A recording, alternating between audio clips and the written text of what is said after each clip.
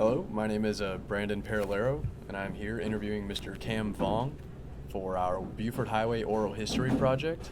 We're in his Canton House restaurant in Atlanta, Georgia. Mr. Cam, how are you doing? I'm doing fine. Thank you for having me. Of course, it's actually my pleasure. So we will begin. I guess the best place to start is how were you born? Where were you born? Yes, I was born in Vietnam, Long, which is one of the biggest Chinese population in Vietnam at that time.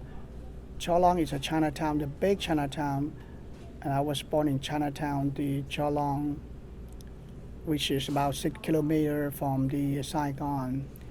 And I was brought up with the very Chinese cultural background. And even though I was born in Vietnam at that time, but we are not. It's very shame that we didn't speak very fluent in Vietnamese, which is I feel very bad when we grow up right now. I mean, at this moment. And back in that childhood, the most memory is the Tet Offensive, 1968, where at that time where the war going on, where the when the Viet Cong attacked the capital of Saigon, I mean Vietnam, which is Saigon. That was the first time ever I see American soldier patrolling the street, and the first time ever I see the American soldier fighting with the Viet Cong in the capital, the Saigon. And I experienced the war in with the real scene with the airplane bombing on the city, which is about a mile from my house. I watch.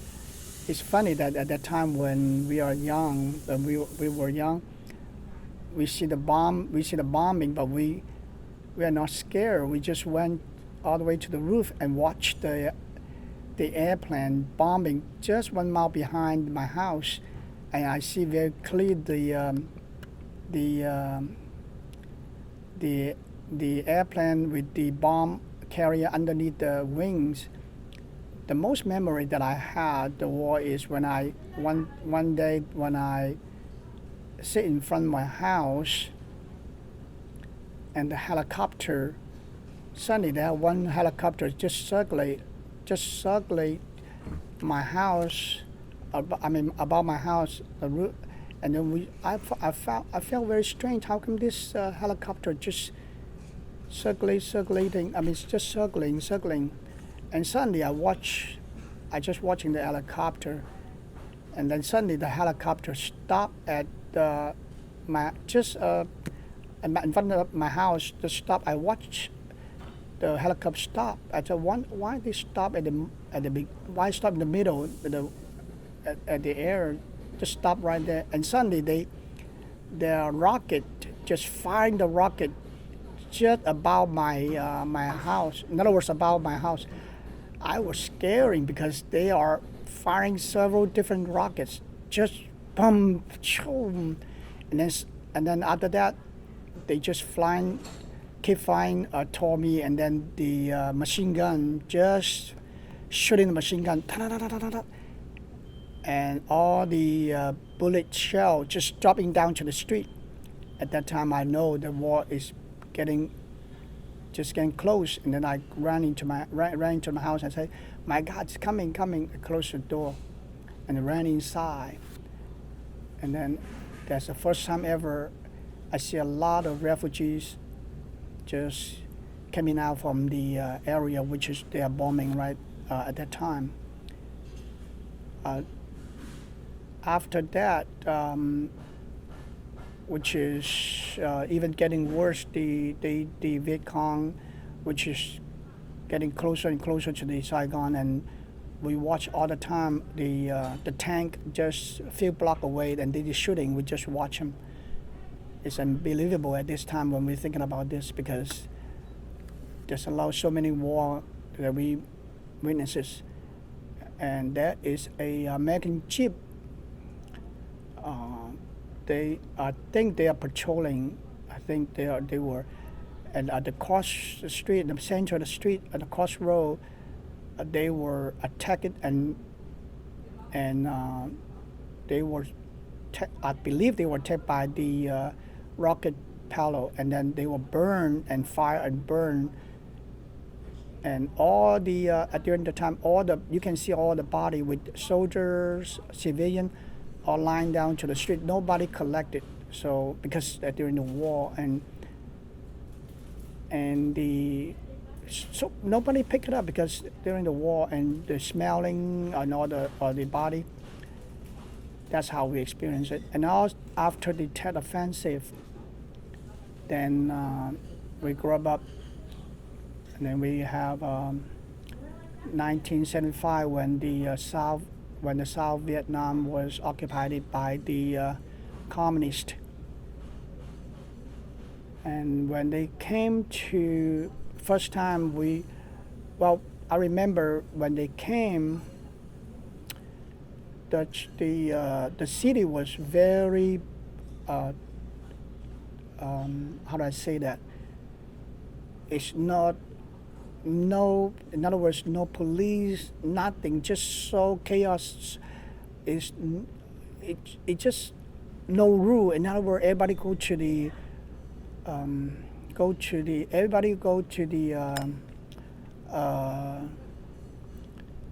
government building, go to the warehouse, looting.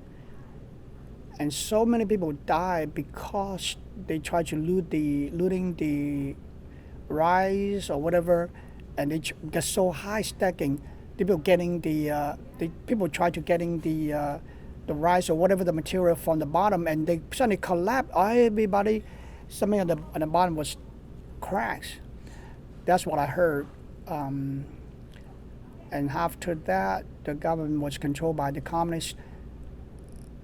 And right after not long after, and then the communists starting to eliminate all the business because the communists now they seized all the properties.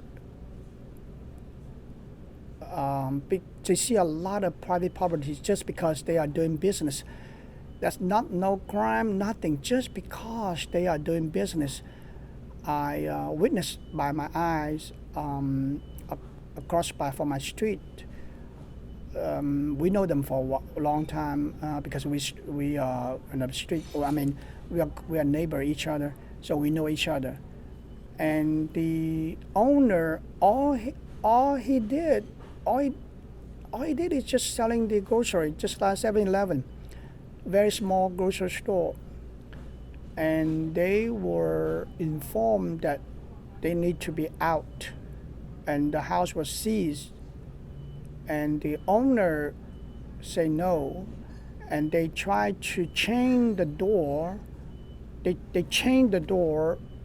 They chained their own door so that they don't let anybody come in. However, after I believe after 12 a.m., which is midnight, which is a curfew, so nobody on the street. And we, as a kid, we went up the roof and watch.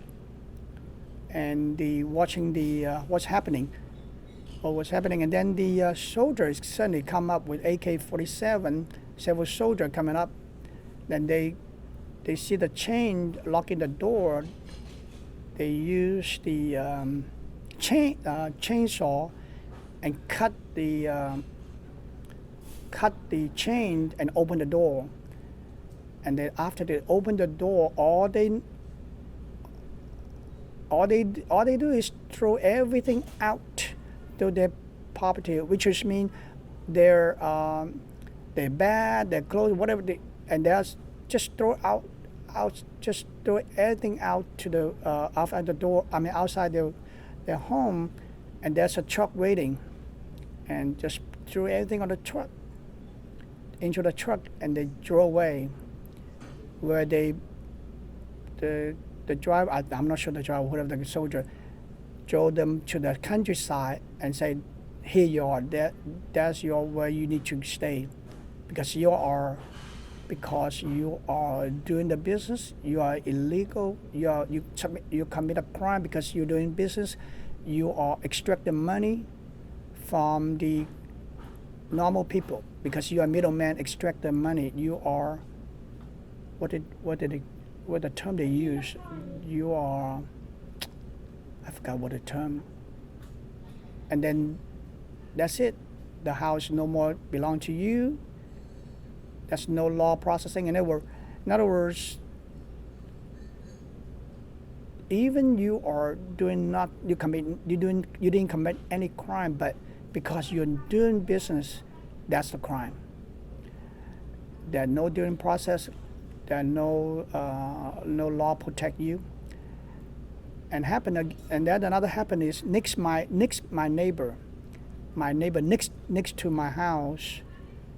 That's one night, the soldier, I believe the soldier, locking the door next door, and then the owner, my neighbor, opened the door.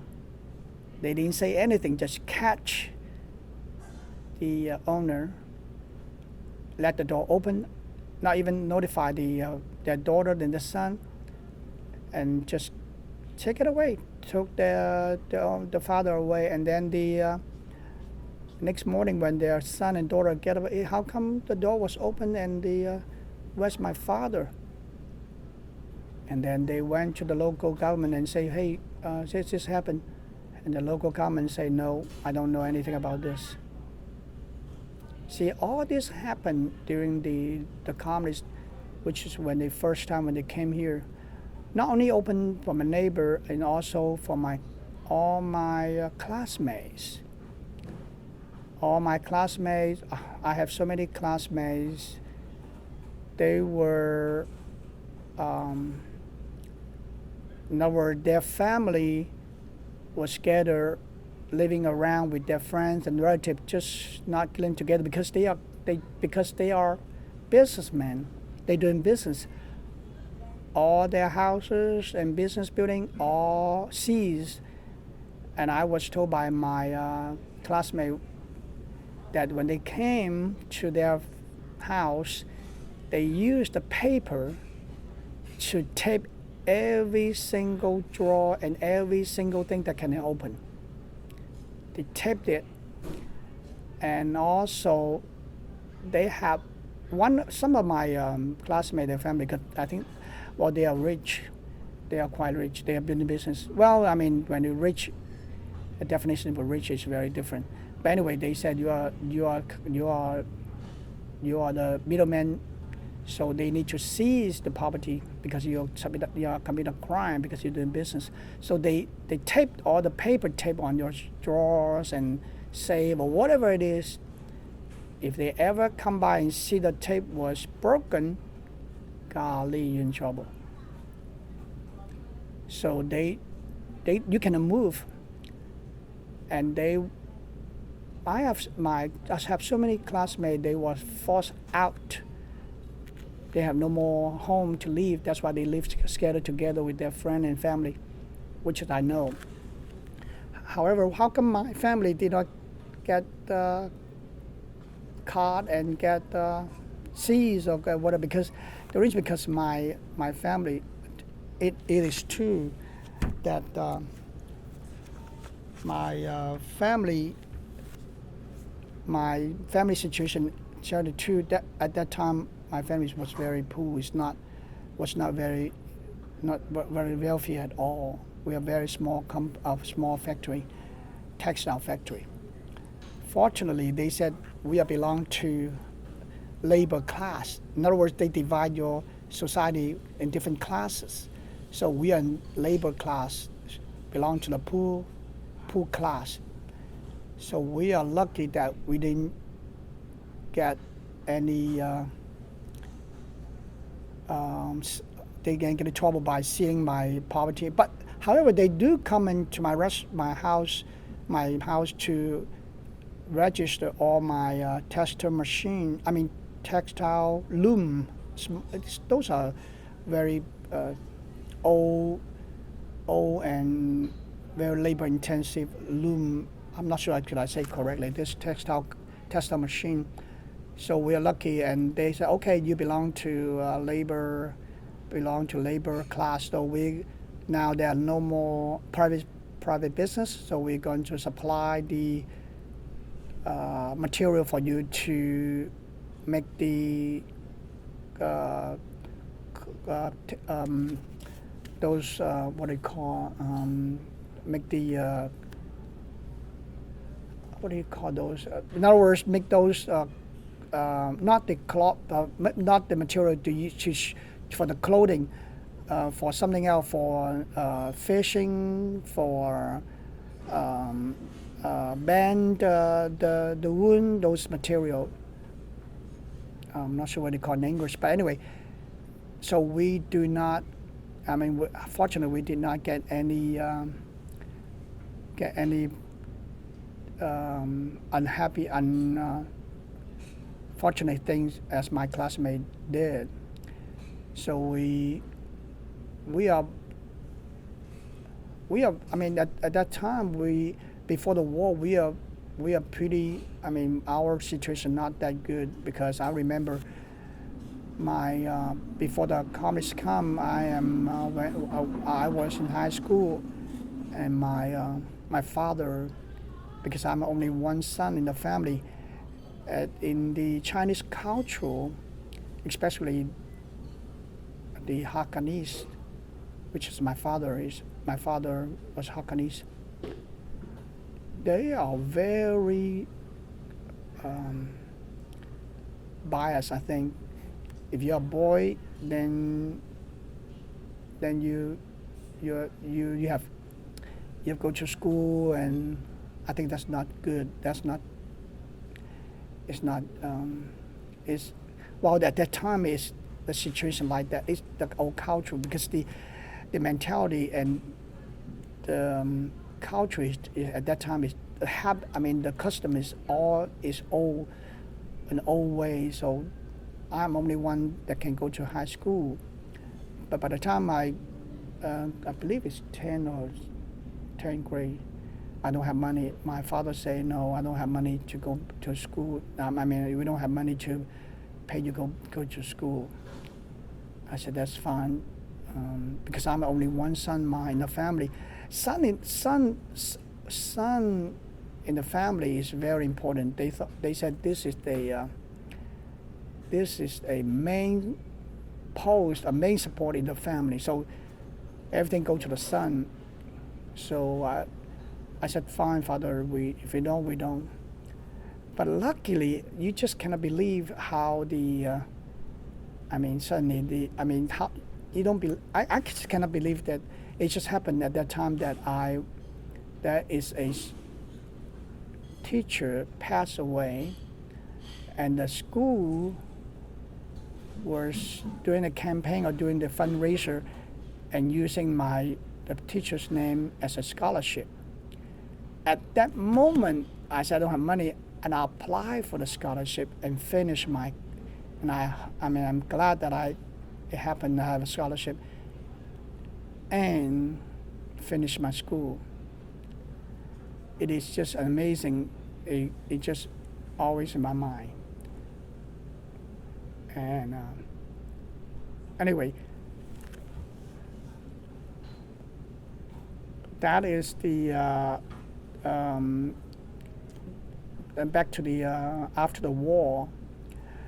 And after the war and the communists took over, at that time, we don't have cell phone, we don't have a car, we don't have a phone. Not even say cell phone, we don't even have phone. Every time we need to go to visit my classmate, we always ride a bicycle and then go to my classmate and visit him. And day by day, I just went to visit my classmate, and then we went there, and then their parents say, no, my son is not home. And one time, two times, you feel strange. How come we are close friends? How come he's not in the school? I'm not in the home, because we always go together. How come suddenly that this classmate or this friend not in the house, and then the other day also, and then the other time we go is not so in the house, because suddenly all my classmates they all escaped out from Vietnam because they at that time we all knew we do not like the communists. We just don't, because the hardship is so everything you don't have a freedom. You cannot buy anything. Just like I remember my father told me one time, he said in China communists, you cannot go to buy groceries or go to buy food. Just go to grocery store or Walmart or Kroger or whatever. You cannot do that. You just can't. There's no such a thing. If you want to go to buy food, you need to have a whatever they said, the ticket or the food, what do you call the food certificate or whatever.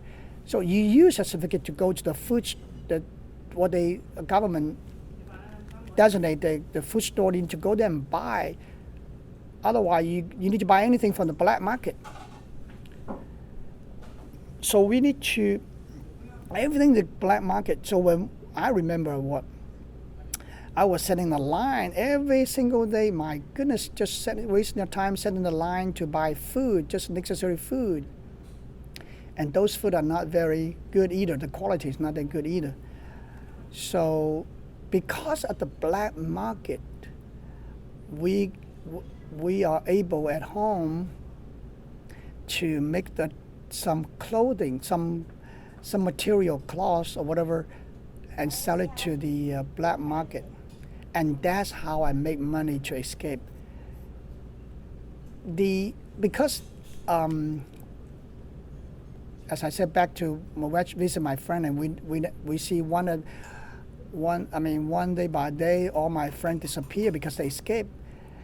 At that time, during 1975, 70, especially 76, 77, 78, 79, my goodness sake, it's the big movement. It's just that it is every single body is a big push. Everybody wants to be out of the Vietnam.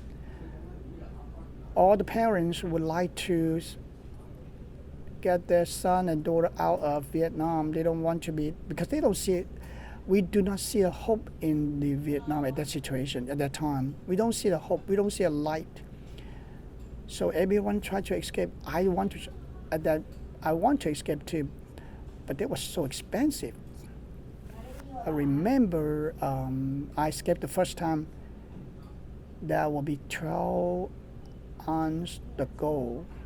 I'm not sure I say correctly the ounce, the unit. And 1 ounce gold, I believe, remember 1,350, around that part, the price 1,350. So I paid 12, which is about 12 ounce, let's say 13, 20,000. I forgot how much is it. I don't have a calculator, but anyway. 12 by 12, it's 244, 14,000, 15,000. You know, at that time, every month, all you get paid is $60 to $80. Suddenly, I need to pay $15,000, and your monthly salary only $60 or $80. $80 is very good at that time. And 1 year, you got only close to 1,000. I mean, if you don't eat, you don't drink, you got $1,000. 15 years salary to pay for the escape. And I remember I told my mom, I said, Mom, I want to go. I want to escape too. My mom said, well, before my father died, my father said, no, you cannot go. Well, if my father said go, I cannot go either because I don't have money. We don't have money. because the black market, we make some money. It's a huge profit to the black market. But anyway, my father died, and my mom, you say mom and father different. Father is very strict. Mom is kind of soft. Okay, you want to go, then go. But we don't have money. So, but we just want to go. We want to leave Vietnam. It's a big push. It's a movement that everybody want to go, just want to leave this country. And no matter how much it costs, just go, leave. But we don't know. We didn't even know how the where do we go? Where do we end up to? I mean, okay, you take a boat and you go. We don't know how difficult the situation when you escape. We don't care. We just want to go. So some of my classmates died because they are. At the beginning, they escaped. A small boat, very small boat. Everybody, they don't care. They don't mind to sit on a small boat. They want to leave. Some of my classmates, I remember one of my classmates, very clear. They are rich. His house quite affluent. They are very a lot of money, and we don't see him for a long time. And then we just went to his house, and we know he already escaped. But after 1 year, 2 years, we have no information, no mail, nothing. So we know something happened to my classmate. But when we went to his house, see his mom, we just pretend, say, hey, he's lazy, he didn't have time to write a letter, and what. We just want to comfort her, his mom. But we know something happened. So we know that something happened to him, and something unfortunate happened. Because at that time we escaped with all small boat. Maybe that's at that time. I think he left earlier. He left 1976, which is at this time very hard to escape. But after a few years, I think the communists didn't have money. They wanted money, so we pay the government. Now we all, in other words, the people organize and pay the local government to get the permit to escape from their city. So the first time I escaped with 12 ounce, we sell every single thing. My mom gave me money to escape. So I escaped. I remember very clear that at night, that day, we go to the truck. We get to the truck. It just open top, the big truck, big, just like those big truck, and there's no top. We sit there and everybody climb on the truck and go to one place. And then went to Vuong, which is where the port, very famous port close to Saigon. As soon as I get out from the truck and see my nephew, because we all escaped together, I see my nephews. I don't even have time to talk to her and my mother nephew. And she suddenly cried, oh my God, we are cheated. We a lot of soldiers around us. I opened my eyes and said, what do you say? What do you say, man? And suddenly all the soldiers surrounding us with AK-47 and M16. I said, my God. I thought we are going to escape with go to the port, somewhere the closest port and leave. Suddenly, the soldier yelling, don't run. I don't care. I just ran and run as hard as I can. They tried shooting at that time. They shooting. I don't care they shoot or what. I ran. I believe they shoot in the air. I don't think they shoot to us. But we don't care. We just run. And we find there's a lot of water we found out later that is salt field. I ran so hard. It's a lot of small bushes on the field, and then I don't have a feeling that I heard a scratch or whatever. We don't have feeling. Just run, keep running, and then at one point I told myself, don't run anymore. Just be careful, because when you run on the water field, it creates sound. Because you step on the water field, you got to sound tap tap tap tap tap, and you run faster. You got more force, then your noise is getting bigger. So I slowly walk, and suddenly there is a guy behind me. My goodness, he ran faster than I do, man. He just ran past. I said, my God, you crazy, man. You're going to get me caught because you ran so fast and you're getting noise. And unfortunately, he ran past me because we both together, we saw the light in front of us, not far away. And at the moment, my thinking was, we're going to ask them for help because we tried to escape.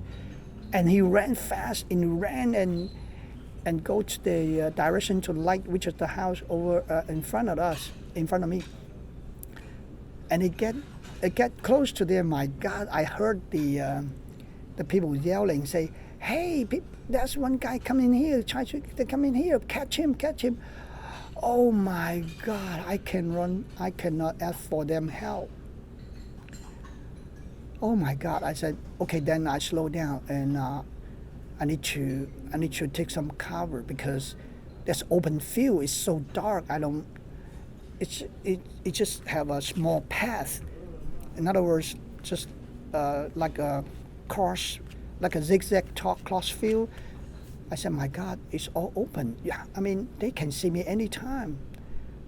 What I need to do is, at that time I said, my God, I need to hide somewhere. And I find out the field with a lot of water because it's salt water. So I lie against the bank which is a small pad. I lie against the small pad, just lying down with the water just almost to my neck. I just lie down. I just lay down right there, and just my head above the water, salt water, against the. I'm not sure whether I use the right word. The bank. In other words, the pad, against the pad. Just lying there. You know what? It just happened as I thought. They used the military light and just bright light and cross the field and see anybody. They can see anybody, and they caught and whatever they see, they caught. I was lying against the bed. So in other words, my body under the water, my head just under the small path, the small road, just under that. So even the lighting, they cannot see me because it just cannot see. In other words, I'm not above the ground. So after one time, two times, I know they now never stop. I said, no, I wouldn't get up. It's two time, and then three times. I said, my God, when I can get up? And I need to leave this place, because at that time I was thinking, in the morning when the sun comes up, they can see you very clear because there's nothing to hide. So I told myself, my God, I need to get this. I need to get out before the sun come up. And then for a while, I tried to raise my head and see how the situation. My goodness, I cannot leave my body, but so it starting to froze my body. I said, my God, no, don't do that. And then I started move my body a little bit and get up, and I look around. So dark. the house there, the lighting still have light? I said, no, I wouldn't go that place. So I said, okay, wait. I have a watch, but I don't have a time because the watch I cannot see. It's so dark. In Vietnam, they usually have the watch. They have a light. You can see those small dots. I'm not sure what they call phosphire. That's a light chemical that at night they can see a little green dot, and then you can tell what time it is. But my watch doesn't have one. So I wait. And then suddenly I heard the noise. I saw two people conversation. They must be soldiers because they using a flashlight and checking, patrolling. I heard very clear, which is they're close to where I'm hiding. They're walking. They said this time we are successful, and we caught everybody. Oh my God! I said we are paying the 12 ounces of gold, paying people, cheating us, and put me in this situation. But I said we have no choice now. And they walk away.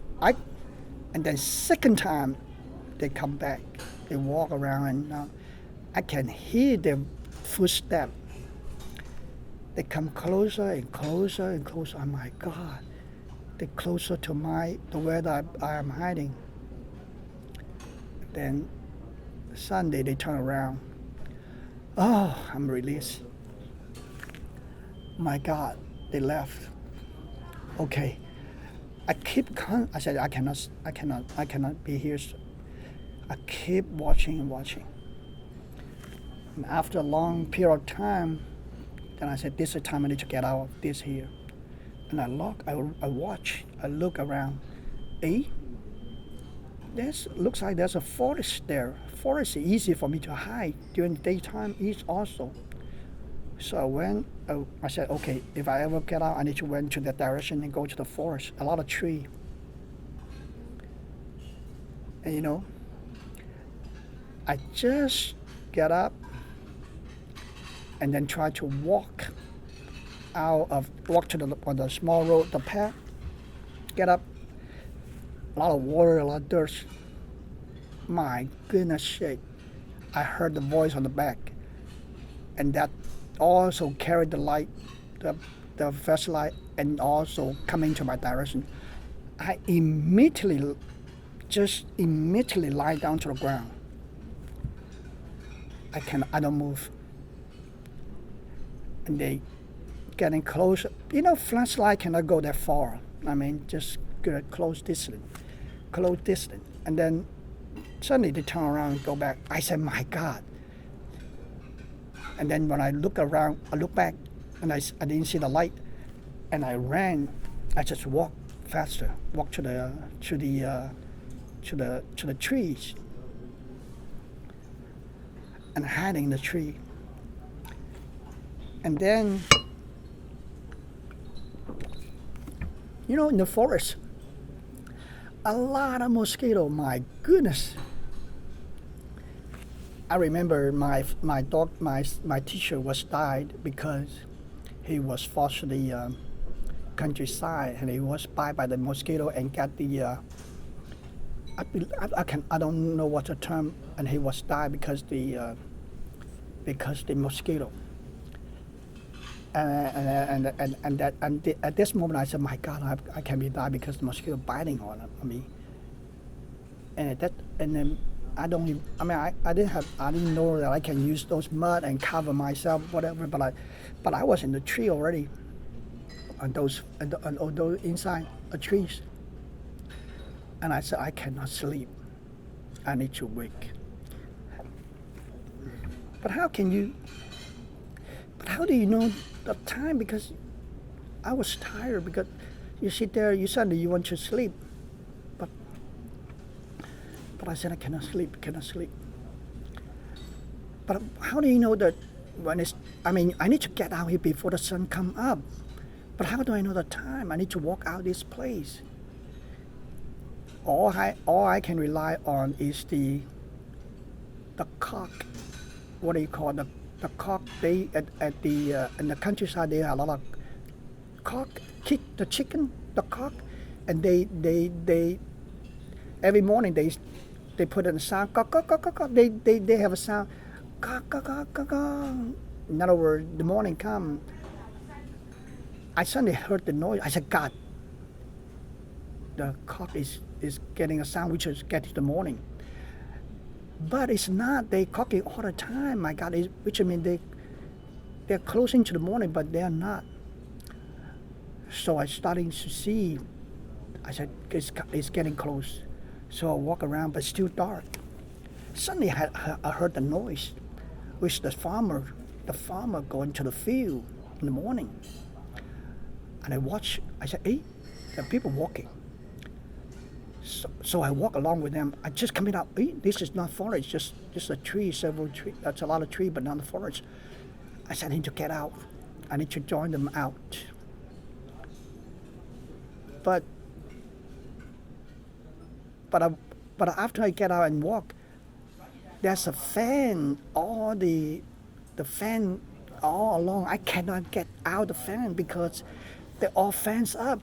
This is a police station. It's not a port or a seesaw or anything that we thought that we can out escape by the boat. This is a military station, a police station.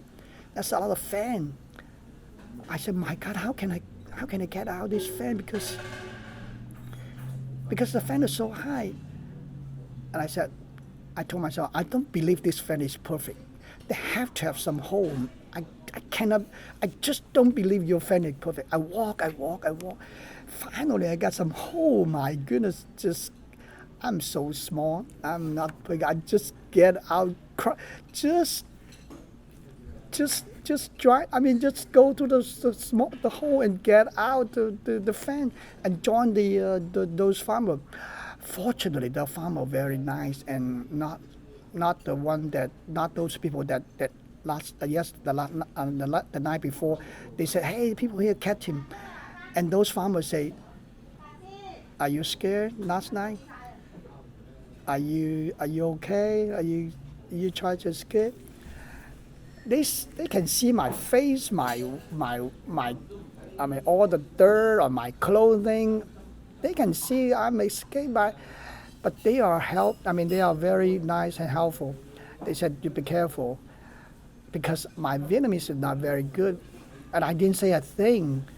And they can see my face, and not country people. My God, they can see the first time. From all my appearance, and escape. I said, well, I can take a bus and take the bus or whatever, go home. And they said there up front there's a bus station or whatever. You know, the night before we escaped, when we were in the truck, the guy organized the truck. He said, well, hey, you guys tomorrow go into the different foreign countries. You don't need the Vietnamese money. Give it back to me, and you don't need the money. There's no use. At that time, I said, no, I need to keep some money. Maybe something happened. If at that time I give all the money to that guy, my goodness, I don't have money to take the bus home. So I went to the station, where they did not call a station, but we call a station. But it's just a where the people didn't take like Greyhound things, go back to Saigon, go back to Cha Long, which is about 2 hours drive. But my clothing is so dirty, and I go around, look around. There's some water stream, small water stream. I went there and wash up.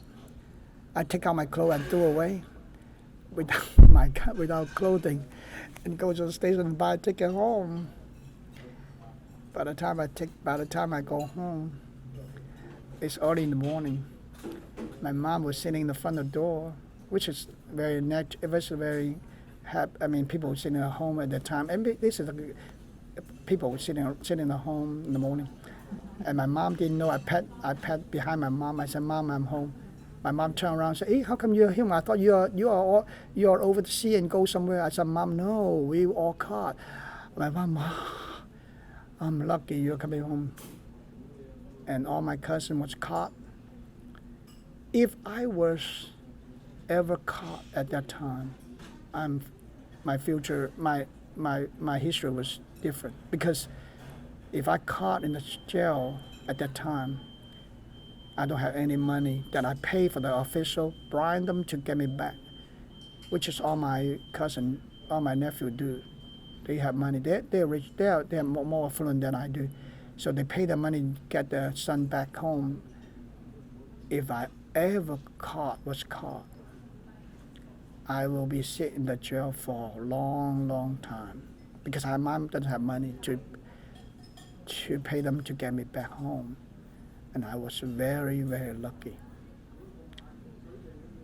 But okay, first try fell, no problem. Second time, so we started over. Go to make the material again and sell it to the black market and get back the money and try a second time. See, we don't care the money. We don't care whatever we want to be out of this country.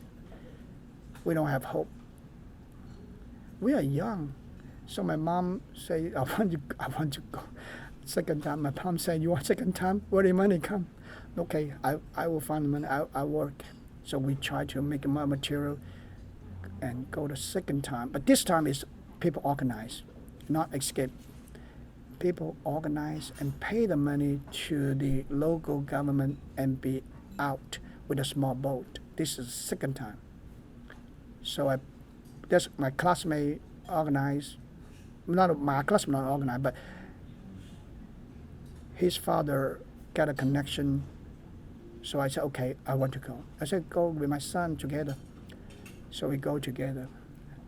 And this time it's not in Saigon, not in close to Saigon, which is far away. Rạch, which is all the way. This first time ever in Vietnam, I was out of my hometown.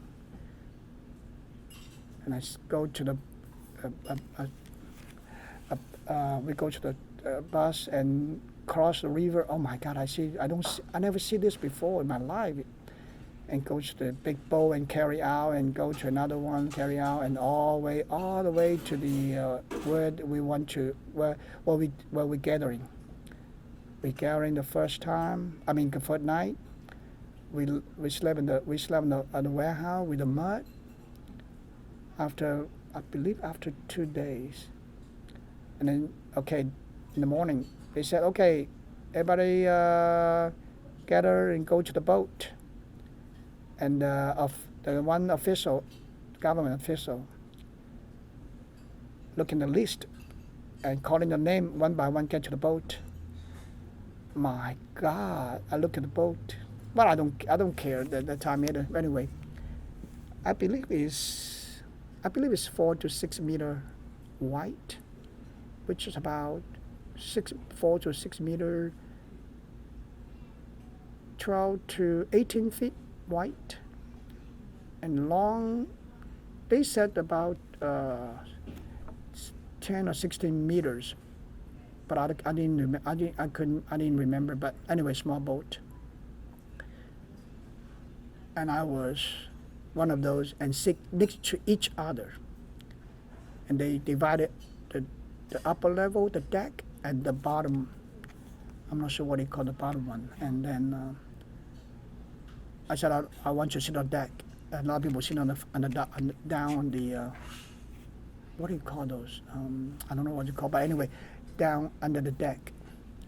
So I sit right at the front of the boat. In other words, where the boat had the point pointed to, I sit right to there and face to that point.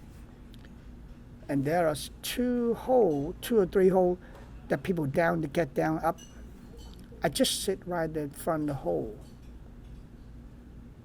and getting out. That boat, 14 or 6 meter, 4 meter to 6 meter wide and 16 meter or 10 to 16 meter long, 149 people. We climb each other, just like I remember when I came here to study the history of American history, just like a slave from Africa to come in here, just sit next to each other, just same situation. And when we get out the boat, go to the sea, that night we hit the thunderstorm.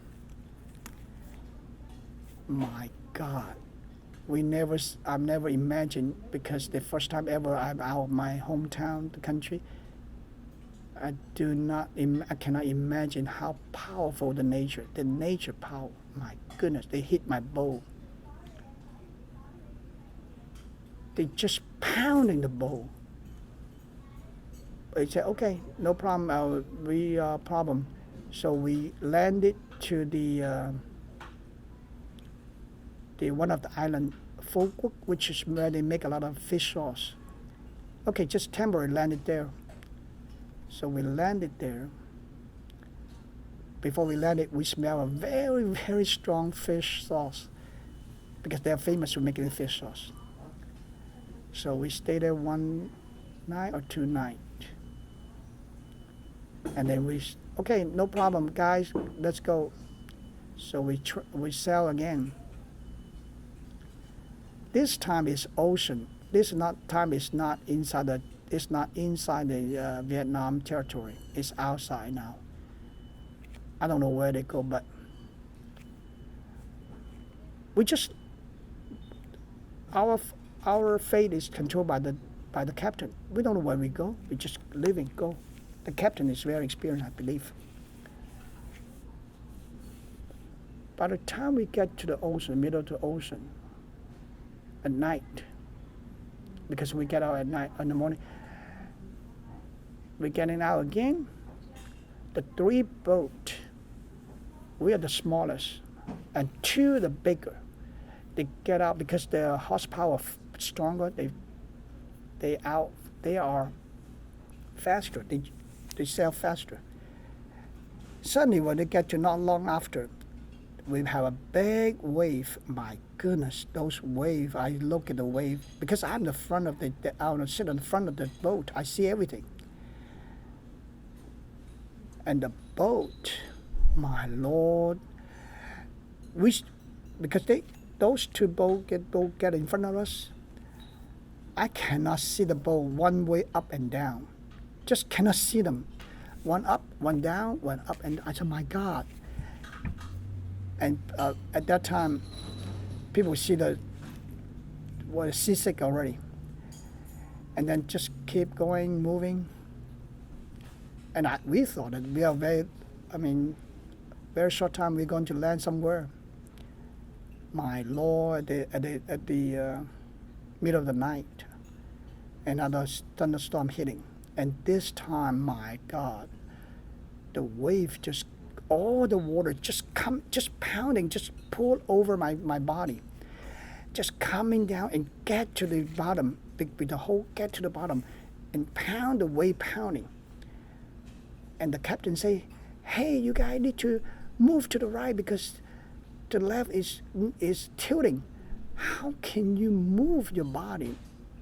I mean, we just cannot. The boat was just waving back and forth, and the boat just rocking, and the water just kept coming to the boat, and just coming, paddling, and I was so cold. The whole night I was shaking the whole night, just continue shaking, just shaking. And then the wave pound to the bottom of the boat. I can hear the noise very clear. It keep, and then the wave pounding this way, and then come, I said, my God, sooner or later this boat was finished. And then pounding. And then at that time, we hear another praying down by the bottom. People start praying. And then people vomiting. and the captain say, everybody need to kick down to the bottom because you need to be light. Bottom need to be heavy because people sitting on top of the deck is so heavy on the deck. The boat was easy to flip. Everybody need to get down to the bottom. So I get down. Oh my God! As soon as I get down, I need to get back up because it's so bad. Smells so bad because everybody's vomiting and no air on the bottom. So I need to get back up. I cannot. Everybody vomiting. So I need to get back up. And then finally we get to the storm. I said, luckily we are finished with this storm. And as soon as we finished the storm, I'm not sure the second night or that night. And I saw the light. There's a light getting close to my boat. And I'm wondering, well, how come we don't ask the light for help? Because we are in a bad situation. And the captain suddenly turned off the light also. And then turned the light, another totally dark. I was wondering why. And later we find out because we were chased by the pirate. The pirate chasing us tried to get our money because they know we are escaping with a lot of gold. Because the pirate already have experience. They already get a lot of boat people and get a lot of money. One of my classmates, the boat was captured, was seized by the pirate. Not only they get all the money, they get all the ladies, all the girls. They took all the girls to their boat. And they leave all the men on their small boat. And they turn around and they hit the small boat from the behind and split the small boat in half and let the small boat sinking. I said, God, my goodness, you're very unhuman. We are escaping. We are nothing. And they take all the girls and let all the men die sinking. See how unhuman the pirate? So that during the war, during the hard time and difficult time, that's no human. That's no human right. That's no. You don't talk about this during the war and during the escape. There's no such a thing. All the girl was raped constantly. And not only that, they put all the girls to a small island and they inform another pirate boat and come to the island and rape the girls. That's how they do. And all the girl I heard was rescued by the Red Cross. And they told the story out. And my classmate was died. Well, not because it's only one case, but there's a lot of cases that we don't know. And we are sailing. When we see in the morning, and during the time, I said, my God, we are so small compared to the ocean. My God, I cannot see a thing. I mean, far, far away, we see a big boat, but how can they see us? I mean, we can see far, far away this big boat. I said, my God, how can, I mean, I thought it was easy. We're landing somewhere very quick. But it's not. And I see my eyes, the floating board. There's a lot of floating board. I said, my goodness, is somebody some boat was sinking because you can see a lot of floating board on the water, on the ocean. I mean, what can you do? You cannot go back. When can we land? When you see the land? I mean, just hoping. And then I believe the third day, there's no food, nothing to drink. I mean, I'm not sure why the situation like this. If you don't no food, no drink, it's very hard to peace. There's no water. And I remember they give you some small bowl of rice, the rice soup with a lot of water. They're so salty because they use seawater to cook. And I walk around because I need to go to the restroom. Some people go to restroom they go to they need to do it in the boat during the boat. So they pass out to us and throw away to the ocean. That's why I see a lot of those vomiting water, different color, pink, red, purple, orange, different color, because on the top of the deck, so I throw away to the ocean. I can touch the water from the deck because it's so close. Because this is so small boat. You can touch the water. It's, in other words, very shallow. The water can come to my boat very easily. So, restroom. Okay, you want to go to restroom? On the back of the boat, there's a 2 pieces of wood hanging around, another standing out to the boat. If you want to go, you just go there and standing on the boat. And there are some wood fan around, very, very minimal. Be careful, you hold tight for those fan. If the wave coming out and push and jumping and you are standing not very steady and you are throwing out and you are still out to the water, that's it, you finished. Nobody will kill you. But that's a restroom. I saw that. I said, my God, no. But I'm not sure. I couldn't remember. I go to it. But anyway, that's what it is. And then by the third day, or fourth day, I couldn't remember. We see the land. Very, very happy. Everybody happy. And that was Malaysian island. And we see the land. We tried to get to land, but the police handing a gun say, no, you cannot land here. You cannot land here. Where do we go then? Why? I'm not going back to the ocean. No matter how. So we just, they pointed to us to a different island. They said, well, the government have different island for you guys. So we went to a different island.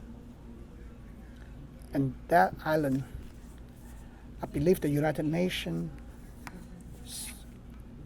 settled with the Malaysian government and opened that island to settle our refugees. And that time we landed to the land. And that's how I landed to the refugee camp in Pulau Bidong. Pulau Bidong, I think that's what it called, the refugee camp. By the time we get to the Pulau Bidong, my goodness, nothing on the island. We need to sleep on the seesaw. The seesaw, what do you call seesaw? With the wood, those pallet wood, and using the tarp or the tarp cover the boat, and just raise it the tent and sleep underneath it. It was so hard, so hot. My God, hot and hot. And no food. So we slept on the shore for 2 days, I believe. And suddenly I have a diarrhea. I'm not sure because the sanitation not clean. I'm not sure. No water to drink. My God, I was so bad diarrhea. There's no restroom. You just went up to wherever you go, just go there.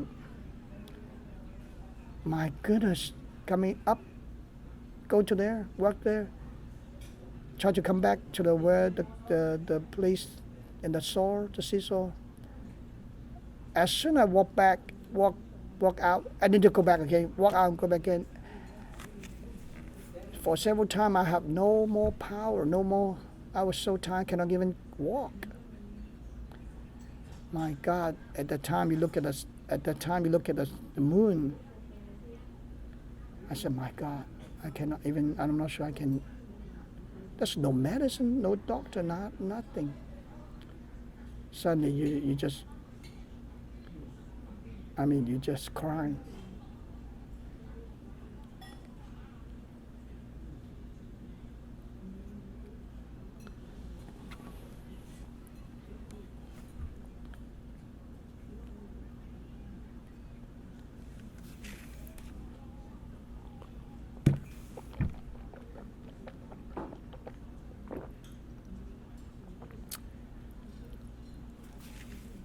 And then you cannot sleep.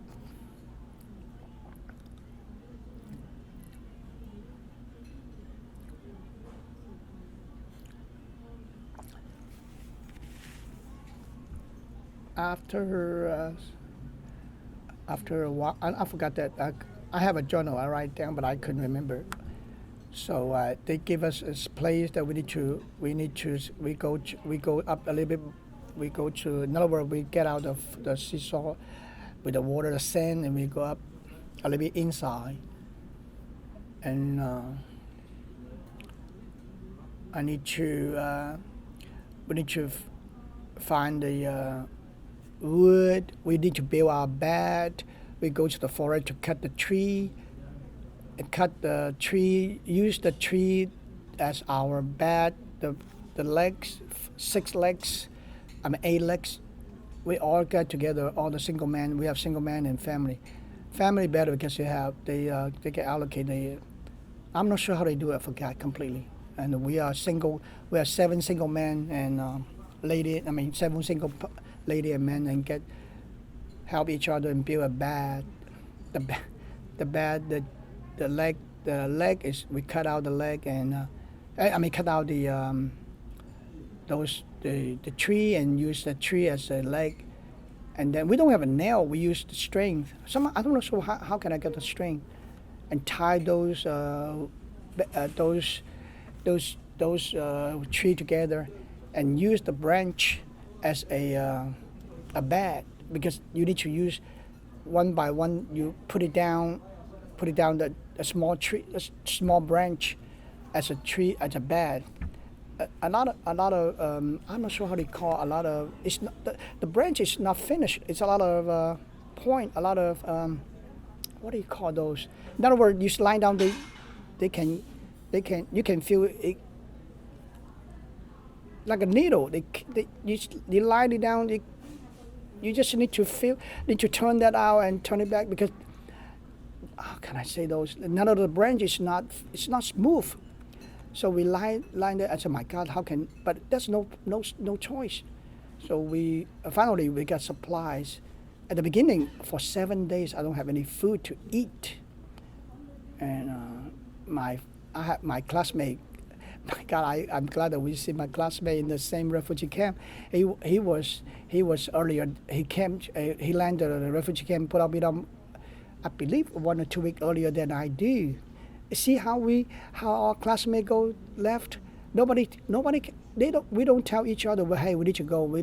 Just like we go to somewhere traveling. No, we don't tell anybody, because we are afraid that we are caught. So nobody tell.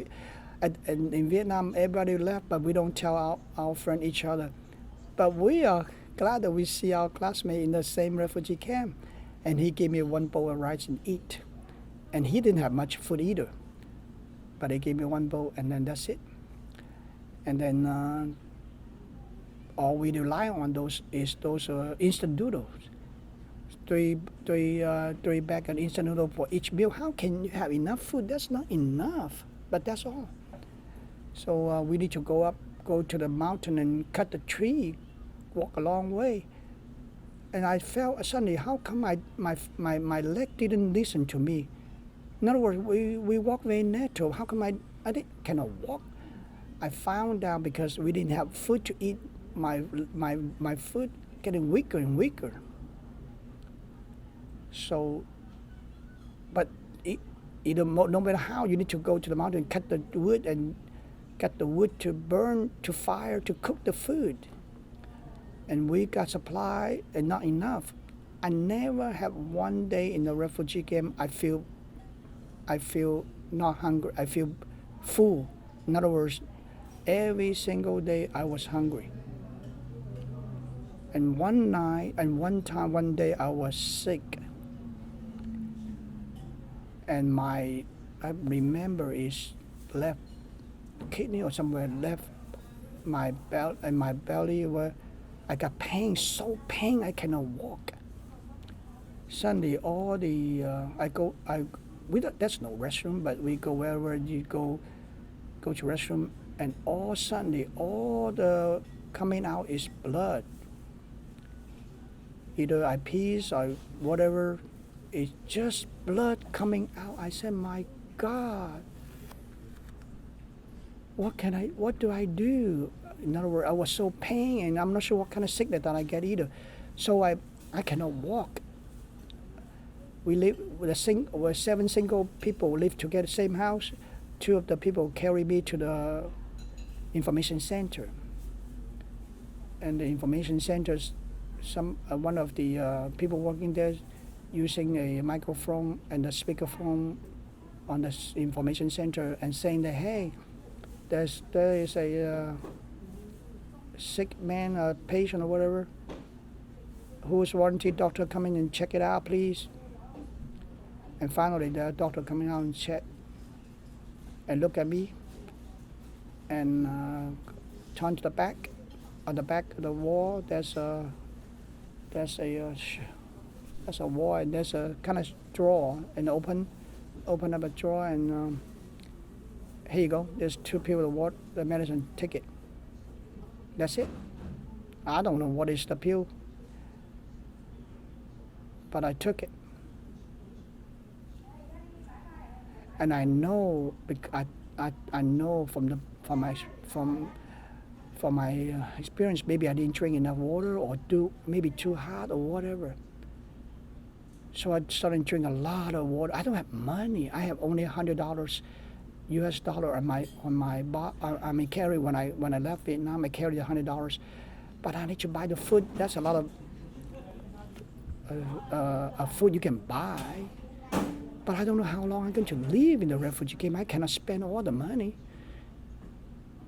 So I went to went to the food market and buy a little drinks. Those are what we call cool drinks, and started to drink a lot. And suddenly the pain go away, and the water. When I go to the restroom, I don't see any blood anymore. I'm so lucky. But at that time with the pain, I lie down on the wall. I cried. But I said, I cannot die. I cannot die because my mom still rely on me. They expect me to good in the future and we escape out. I just cannot die. So I need to be strong. So fortunately, I got well again.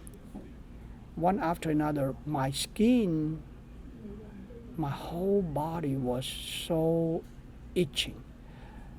When you itch, you scratch, and they come out with the water. What do you call those? Film? Or what do you call? Another the the kind of yellow thing coming out. When you peel it, when you scratch it, and from the wound, they coming out, those yellow thing coming out. Oh, my body, my goodness, just scratch the whole body.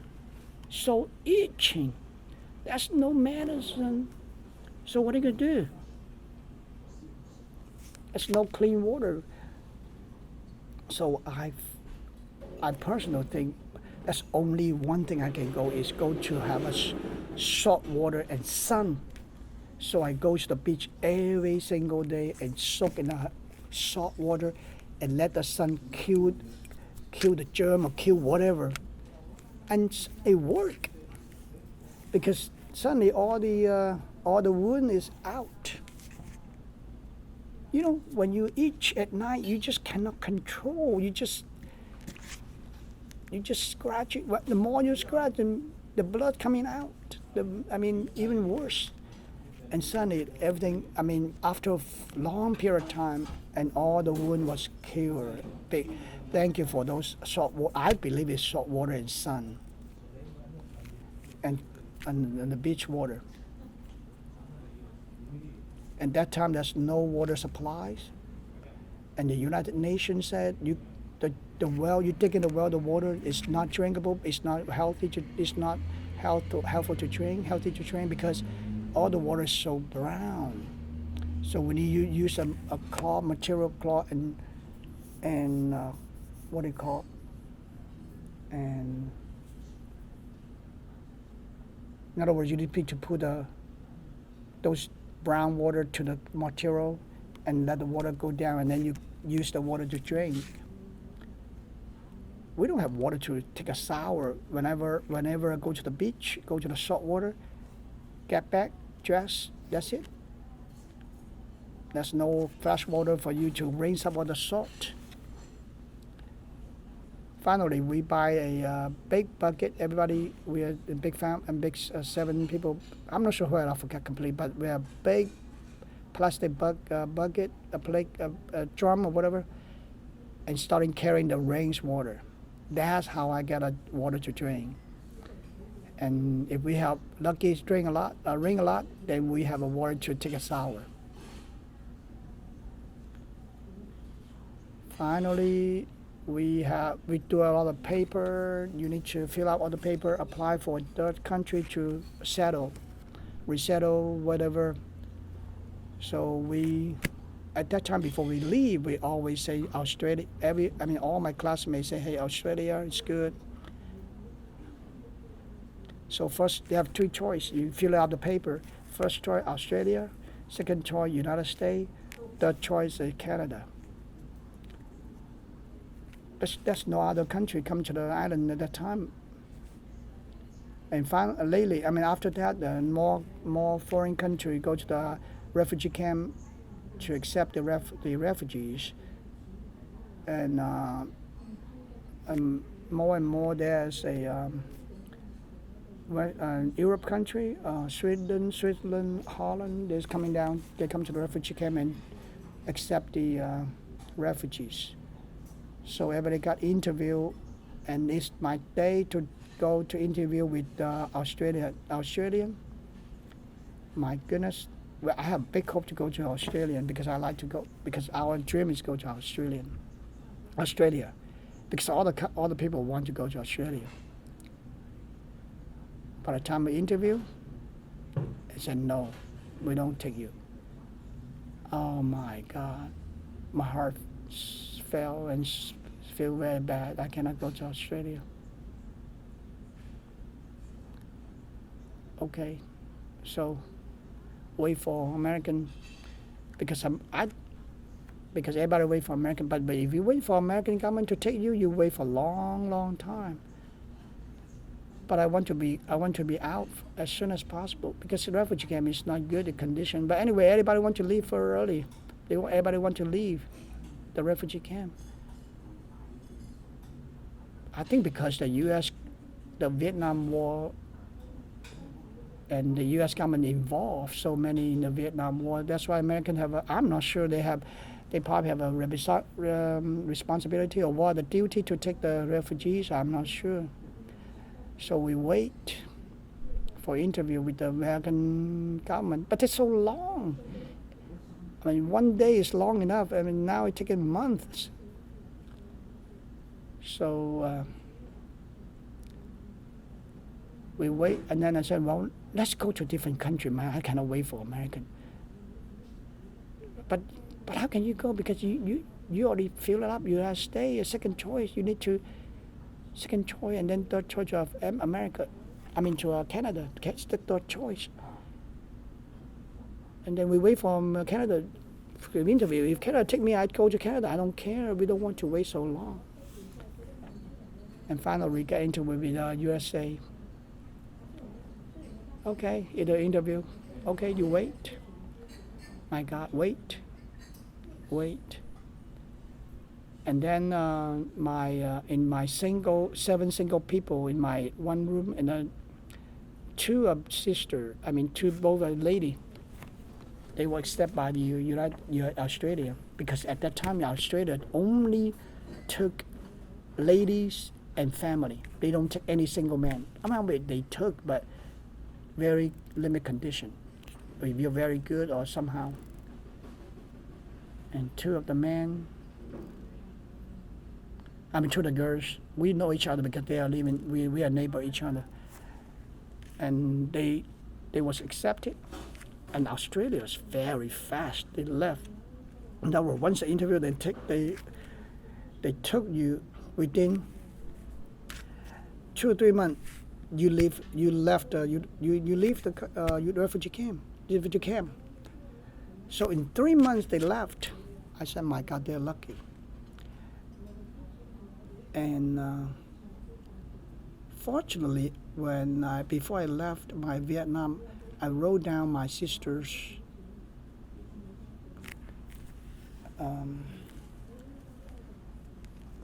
classmate, the address, and I asked the two sisters that they're going to Australia, and asked them to mail this letter to my sister's friend in Georgia, and hopefully they help me so can faster come to United States. Otherwise, you wait. I don't know. So where do you wait to? And they, how very thankful. They said, okay, I'm going to sponsor you coming to United States, and that's how I get to United States faster, which is almost 10 months. One instant that I need to say that is when we, at the time that we go to time in the refugee camp, we need to go to the mountain and get the wood. Only two people, two men, me and my friend, used a handsaw and cut the trees. We don't cut a very, very big tree, but those light pole. I saw the light pole. Those pole is small tree. It's like those light pole that on the street that have a light, Georgia Power. Those light pole. That is small tree. We cut that all the time. We cut big tree, whatever tree we cut. We use the tree and take it back to cook the food. And when we cut the tree and we almost done, we see the cracking sound. We say, hey, it's getting down. We see where did they fall. And they fall that way, we run this way. And then they just, and then you fall. And then, okay, carry it and carry it back to the house and cut it off. I remember one day, he and I, my friend, but that friend already went to Australia already. He got accepted, and he was lucky because he can speak English very fluent at that time. So the Australia took him. He and I took the long log, the tree. He in the front, I'm in the back. So we carry it down to the hill, just carry it down and down. Suddenly, he just throw the tree and just drop it to the ground. You know, those trees are heavy, and he dropped the tree. It just threw out from the shoulder. It just dropped it down, and the tree hit the ground and create the force. And the force suddenly, I need to. I don't even cannot prepare. I suddenly just follow the force and sit down on the ground. You just don't have no choice because the force, the heavy force, just force you sitting down.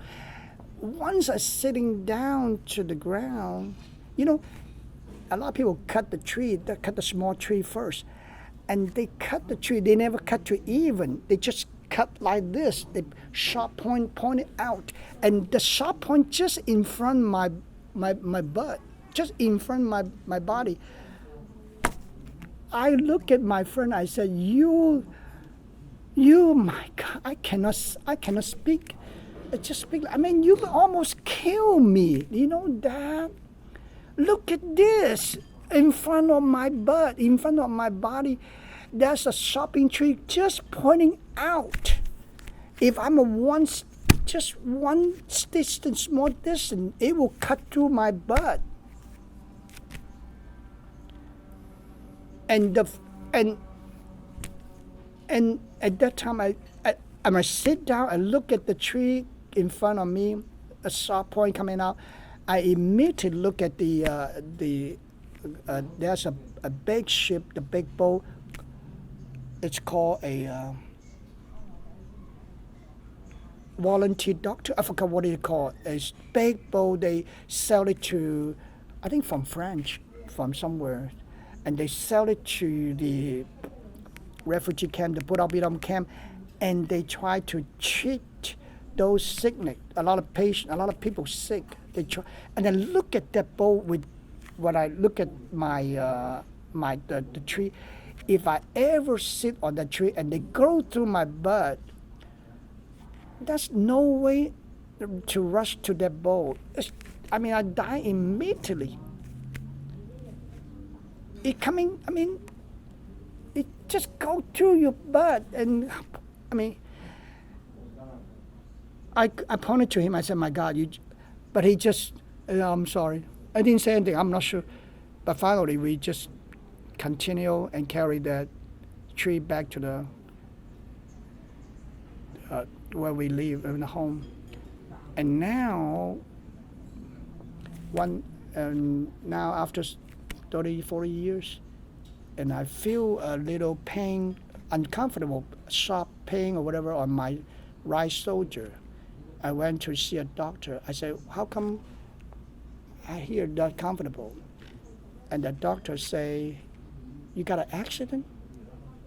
I said, "No, I never get an accident so severe I couldn't remember." I said, "No, I didn't get it." He said, "Well, your bone, the neck bone on the shoulder or whatever is one of the bone is, in other words, is not normal. It's cutting. That's, in other words, it's cutting through something. I'm not the nerves or whatever. In other words, hitting the nerves, so that's why you get comfortable." I said, "No, I didn't have anything." And for a long, long time, I tried to remember where I can get it. Where do I get this bone hit to my knee? To my nerves, my shoulder. And now, suddenly I said, well, that is the accident, the instant that the tree forced me to sit down and hit my neck and the shoulder. That is the reason that I got one of the bones that get to my nerve and got discomfortable now. There's nothing else, because in my life I hit it. But anyway, finally I got to United States. I was so happy. In other words, you cannot imagine how happy and how joyful when you land to the United States. I remember Atlanta airport is still old airport. It's not like the Hartfield airport now. No, it's old, and then we carry out, and then I get to live in my classmate, my friends, Georgia State. They have a dorm. I live it there, and then I start looking for the job. I don't care. Go to find me any jobs. I went to one of my friend. She worked in the Hilton Hotel. She said, "Well, I talked to a manager already. You just go out and go see this guy and then just walk in the passport. Everything's arranged." Okay, I said fine. Tomorrow, so I went to see I forgot what's that, but completely. So I went there and see, and he looked at me. "I'm sorry, no." I am so skinny, 90 pounds. The bus tray is heavier than you. How can you work the bus boy? I think that's what it is. So I didn't get a job. So next time I went to Scott Boulevard, the farmer market in Scott Boulevard, where the caterer is, long time ago. I said, "I want to apply a job." He looked at me saying, "No, you cannot." So keep going and go to a restaurant in the downtown, at the Chinese restaurant. You a busboy? Okay, what busboy? I believe it's Chula Ing, Chula Week, I forgot. Chula Vic, Chula Ing. Okay, busboy. But only give me 2 days. Today, whatever day available, not enough. And then finally I got work in the Chinese restaurant in Marietta, Austell, I think Austell, Marietta. And then I worked there in the kitchen, and then wash dishwasher and do whatever I do. I just want to get work. I just want to work. I don't care what kind of job it is. I just want to work. So I work dishwasher, but they don't have a dishwasher machine. So they come up and sing, I don't care, work. So I do whatever they say, okay, do this, do that, okay. Just work. Mop the floor, cut the chicken, cut the vegetable, roll the egg rolls. And then at night, in the morning, I do the preparation. At night, I do fry and pick up the food for the chef to cook. It's only only me and my boss in the restaurant, so everything we do. And after one year, almost 1 year, I said, no, I need to change. But I couldn't understand English. I couldn't speak English well enough. So I said, okay, I need to learn English. But how do you learn? You need to get some money. So I changed to a different job, changed to a busboy over Highway 41, where the big chicken is. And I went there and worked busboy. I said, well, I need to go to study. But how can you study without car? Mom, you do anything. I saved money as much as I could. One day, finished a job. I remember I sit on the road against the light pole and look at the front. I sit there. I said, no matter how, I need to go to get education, go to learn English. So I decided, and we bought a car from back in the kitchen. When I work in the kitchen, I bought a car because my sister come already. So I sponsored my sister come here from Indonesian refugee camp. So they came here, so we rent apartment.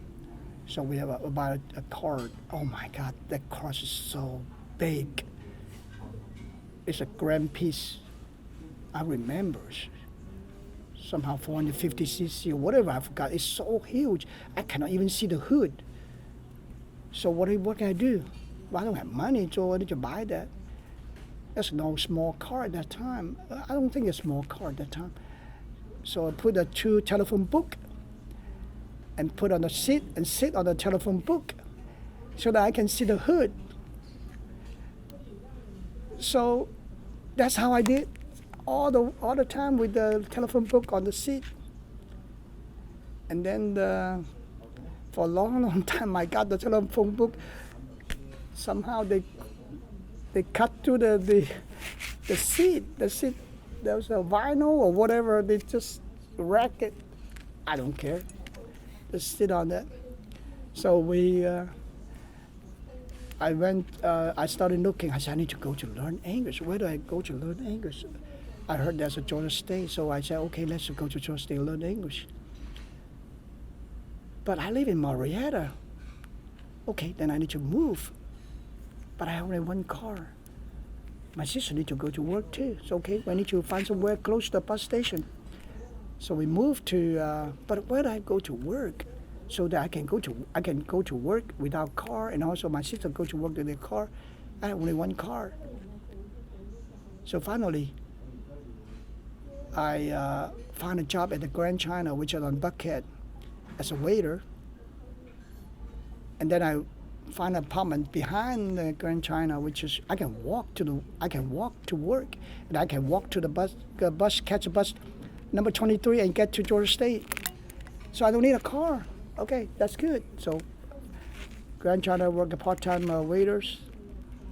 work as a waiter, and I walked to the bus station and went to Georgia State to learn English. They have a ESL class, as a English as second language class. I learned, and I applied for a scholarship, and I don't need to pay the scholarship, but just pay for scholarship and learn English. And then got the second quarter. I don't have much time. I need to go to college. So I can accept it. We need to. How do I go to college? I need to pass the test. So I need to take the TOEFL. They don't. At that time, Georgia State don't take. I'm not sure why, but we need to take the English proficiency test. So I need to take the test. They need to have an 80 out of 100 so that they can accept it. Okay, I take the test. The first test is 74.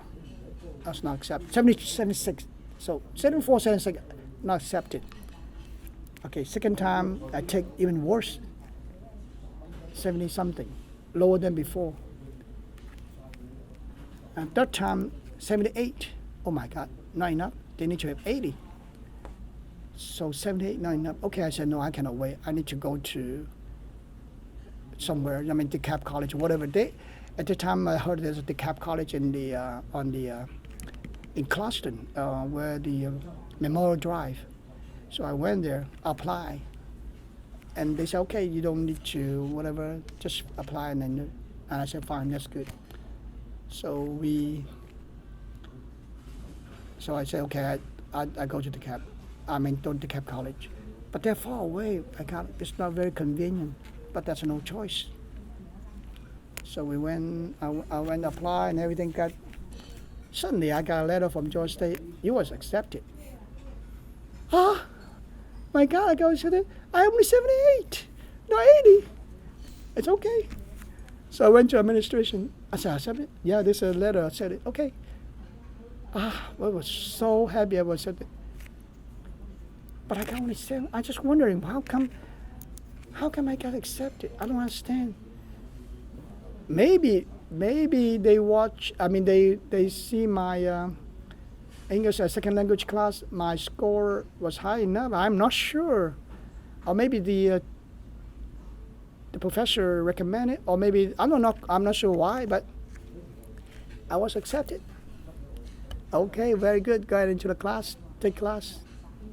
So I want to be a major in English. A major in business. I want to do business. But my God, my English was so bad. I couldn't understand. My professor explained to me what is the lecture. I couldn't understand. I said, how can I do it? How can I graduate with this situation? I thought my English. Well, your English, you can pass the exam, you can pass the test, but actually in the reality, the professor doesn't care. They just lecture, they just teach. I said, I have no way to pass. No, cannot. The first time I took it, I said cannot. So I said, well, I need to find a way to do it. I just cannot. So I changed my major to mathematics. Mathematics is international language. It's like, okay, I can deal with it. So I changed the math major, and then take all the elective class in Atlanta Junior College, because I'm sorry, they are not that strict as at Georgia State. How can I pass English 101 and 102? I just can't. I know already by heart. But at the junior college, I can't because they're easier. So I went to Atlanta Junior College and passed 101, English 101, English 102. All the elective that is over there to pass it, so that I can take my major in mathematics. I don't mind to take English. The mathematics, advanced calculus, 1, 2, 3, advanced, whatever is. I don't mind. And it's okay. It's not that hard as English. So one by one, I passed all the math and statistics and all the requirement the math major need to required.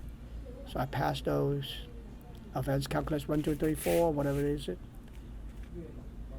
But after you pass the test, I mean, what kind of job you can find with major in mathematics? And also, I'm not good in English communication. I mean, how can you cannot teach, you cannot do anything. Then I think, okay, I need to think again. Okay, I need to concentrate in computer, because computer I can do programming. So I take a major as a information system, because at that time Georgia State did not have a computer science program. So I take the information system, take all the information system required, made the courses, all basic COBOL, Fortran, machine language, to all those classes in order to get a major. And the reason, because if I have the skill, I can find a job better. So I took that. However, before you graduate, you need to pass the regional exam. I think they call it regional exam. If you don't pass the exam, you cannot graduate. Even you get a high score in your courses. How can I pass the regional exam? With 1 hour, you need to pass the grammar, reading, and writing. 1 hour, 2 hours, I forget. Okay, I take the first time exam. I passed the grammar and reading, but the writing cannot. I know my writing was not good. I know that already, because I'm a math major. I'm not an English major. I know I cannot pass it, because in 1 hour I need to organize my thought. I need to write it down. I need to have a correct spelling, and I need to have a very, very, very, very good thought in the writing.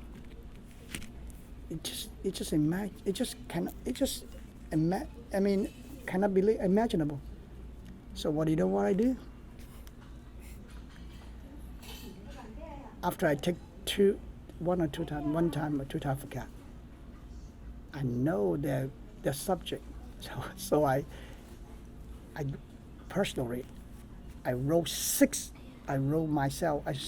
essays. I wrote it down, write it very good. I choose 6 topics, 6 subjects. I just guessing this subject, guessing. Next time they're going to have somehow fall into this 6 subject. Just guessing. Okay, I wrote it down very perfectly, hand it to my professor and correct it. Memorize these 6 topics, because I wrote it. I know what I do. I memorize it, memorize all these 6 topics, and memorize all this what I'm writing. Memorize. Just memory. And then go to next time I take the regional exam. And fortunately, the topic is falling one of my 6. Good. I mean, it's not exact what I thought, but it's close enough. I changed something. It's easier starting the beginning, because I wrote these 6 essays. I have a hard time writing these 6 topics anyway, but I have time at home. I write it down and look in the dictionary and correct my spelling, correct my grammar as much as possible, and have my professor correct it. So it should be okay, right? I mean, it's better than you just write at the time that you in the test exam in the time. So memorize until I pass it. Thank you. Fortunately, I passed it. I graduated. Very nervous. That's my beginning, starting my career. So I went to get interviewed. At that time, we don't have internet. We don't have anything. Just you need to fill out the application. You need to have your resume ready. I correct it and send it out. And the Georgia State have a placement office. send it to place an office, send it out to wherever the country wherever the companies they came to the Georgia State and interviewed the students. At that time, I remember IBM, Bell South, J.C. Penney, MSA. What else? So I applied. IBM, no, they don't take me. Bell South, okay, said okay, you take it. You need to go to Bell South test station to test your programming skill.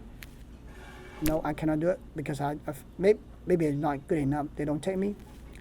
So I went, and then the third one is MSA, which is Management Science America. And they got an interview. And then they noticed me, get a second interview, where at the location where the Lena Square, next to Lena Square, the big tall building, I think it's 13th floor.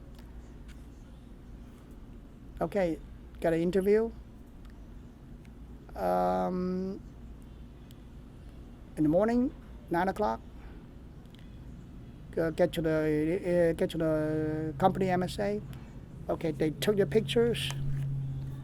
They took your picture and they have a board, a clipboard. They clip your picture in the board. And they starting at 9:30 or 10 o'clock, I forgot, and went to each floor, and then went to interview by manager, regional manager, vice president, personnel manager, personnel director. 8 interview in one day. Starting, I think it started 9:30, and then by the time I get out, it's 4:30. I was so exhausted. And then do you eat lunch at the conference room? They provide lunch. The only one that don't speak, don't say anything is me. I don't have anything to say. I cannot communicate with them. I don't speak English fluent. Everybody's blah blah blah. I'm going to get this job. I said, my God, no hope. I don't think I can get this job. No, I don't think so. Some interview, I remember the vice president, I forgot the name, interviewed me, asked me, what do you read? What do you do? Who's the Secretary of State? You say you read a newspaper, Atlanta Journal-Constitution. I said yes. You read the news, Time magazine. Okay. What is the Prime Minister, Soviet Prime Minister? I studied math. I'm not studying politics. I don't know, but I do know because I read the newspaper. Some people ask, the other manager asked me this. I spoke broken English. I don't finish the good Americans. The good standards. Sentence. But doesn't matter. Just speak whatever. I just speak whatever I can answer whatever they ask. I know that I'm bad. I know that already. So I know I couldn't get a job because they already knew that you couldn't do anything, man. You don't speak well enough. You don't fluent enough. They don't test your programming skill. Okay. Finally, at the last interview, go back up to the personnel director, Pat Blake. I remember his name, Pat Blake. He looked at me. And the clipboard, they flip around, they look at the notes that all the other people interview me, and they ask me, how much do you want? How much do I want? No, I didn't ask how much. As long as I get a job, I don't know. I said, I don't know how much. No, you need to tell me how much you want if I get this job. I said, I don't know. No. And then finally I said, oh, well, I need this. Okay, they gave this, and then you get a job. Oh my God, I got the job. I thought I can't get a job. And then finally go back home. Tomorrow I have a big exam. I remember the exam is uh, I believe it's COBOL, something like that. I don't know what I do at the exam, my God. I'm so tired when I get out of the building. But I don't care because I got a job already. so I get an exam, whatever it is, and then finally we got graduated. And after I graduated, I think after I graduated 2 weeks or a week, and then we started to get a job at MSA, Management South America. I'm so glad and thankful that they took me.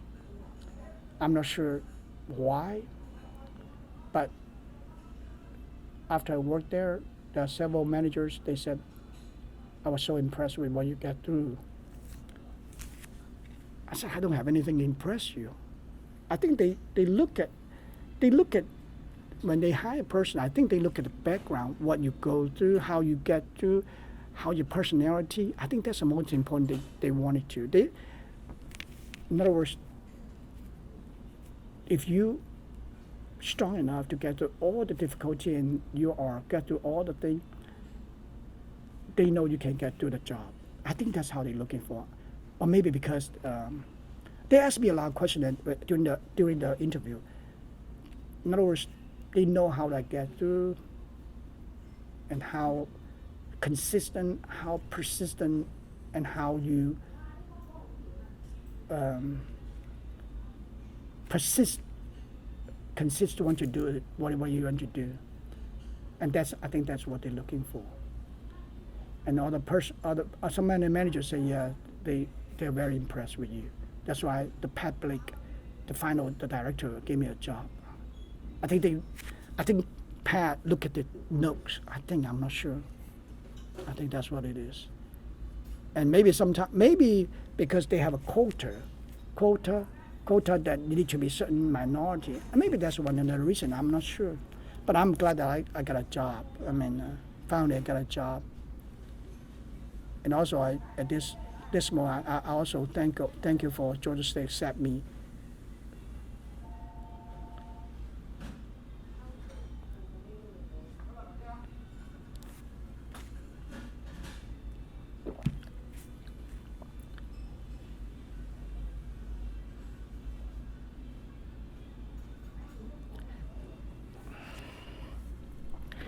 In other words, the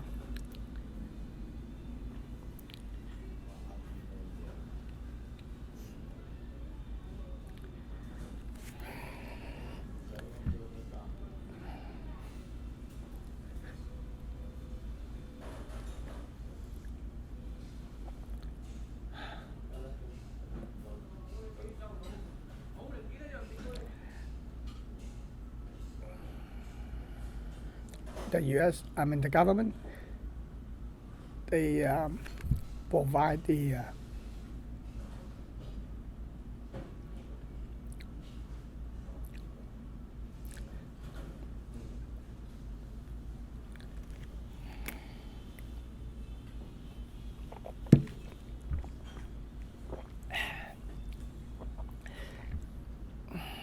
in other words, the government provide the money, scholarship for me to finish the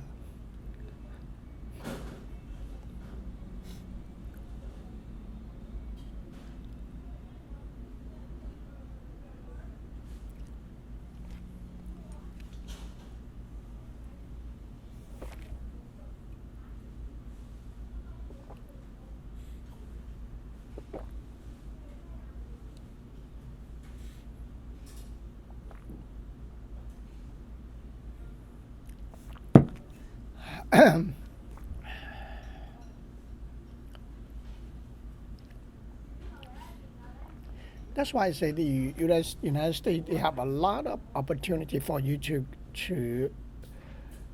to get it, and United States government to provide you all you necessary, the scholarship, the grant to go to school, but you need to do it.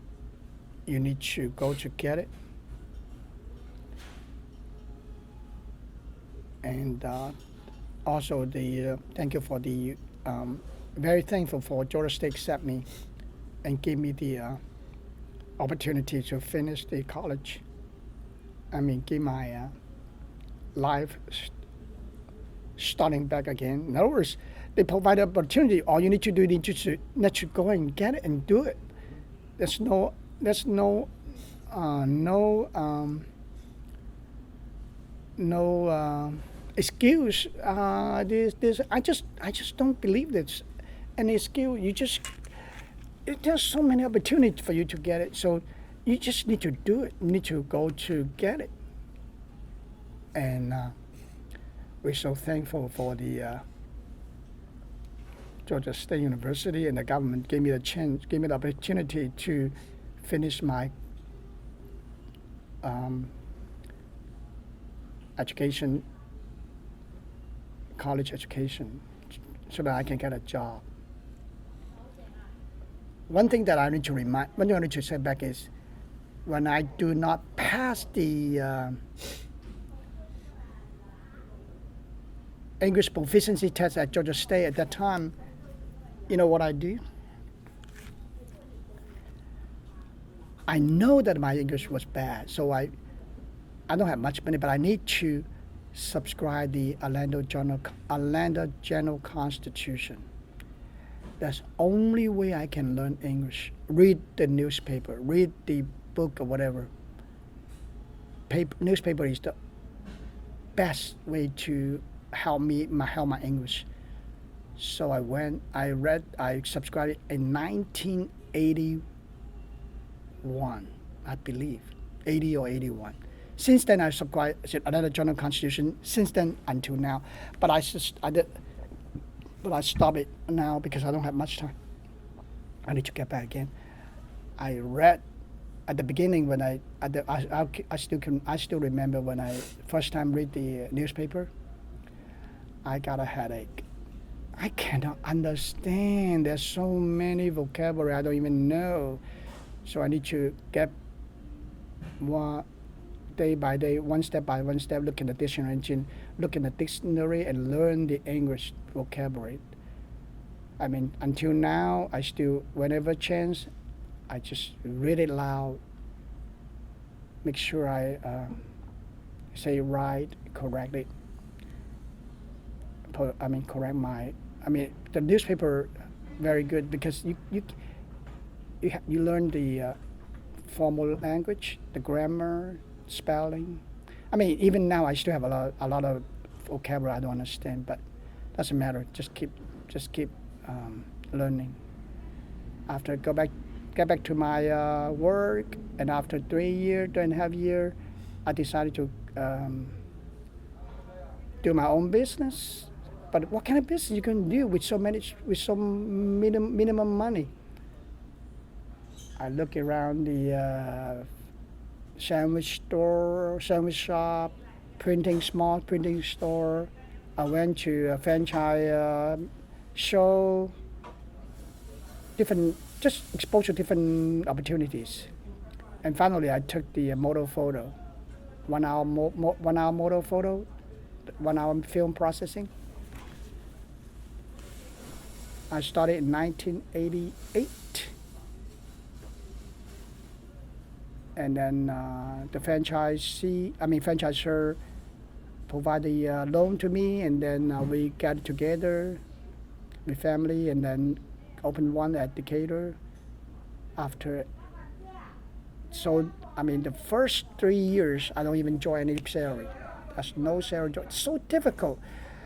I thought it's easy for franchise, not. So I work through and get through and go to get a business, go to every single one, that opportunity, like real estate, because at that time there's no digital. So take a picture and and they need a lot of picture, real estate appraiser. So I went to several different one and go to this, go to hospital, go to whatever I can get to get a business.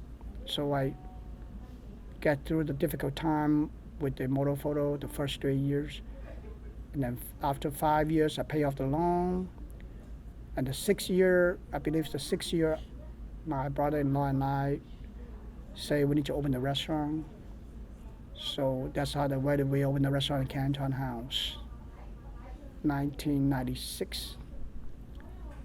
And then I couldn't manage the two different business.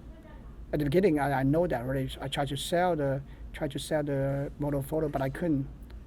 So I keep selling, keep working, selling, and finally we sold that.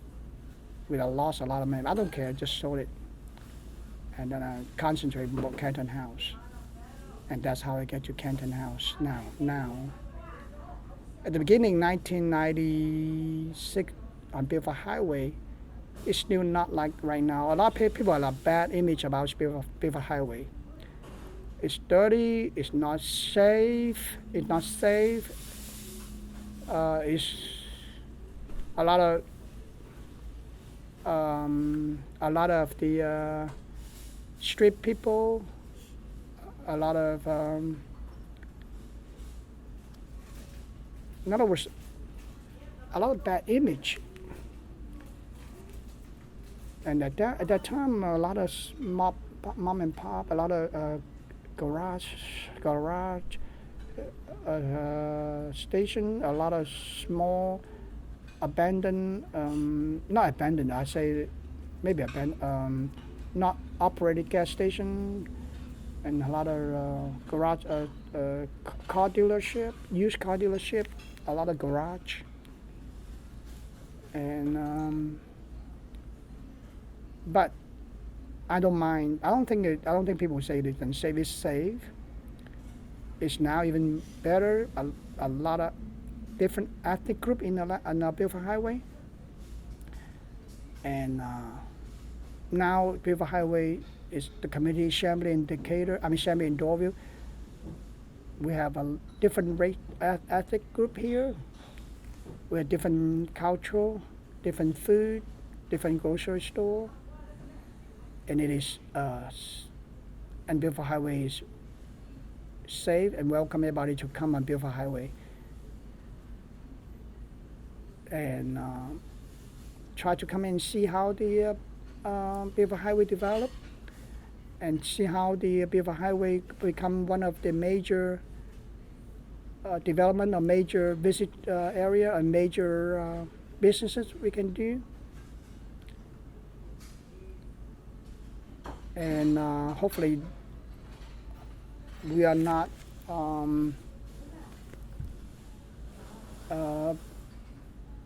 we're not the people saying that, hey, you are in different group.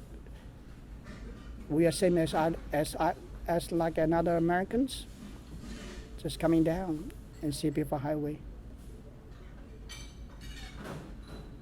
And hopefully we're strong, hopefully Beaufort Highway, or whatever, together we build a great American again. Thank you, Mr. Vuong.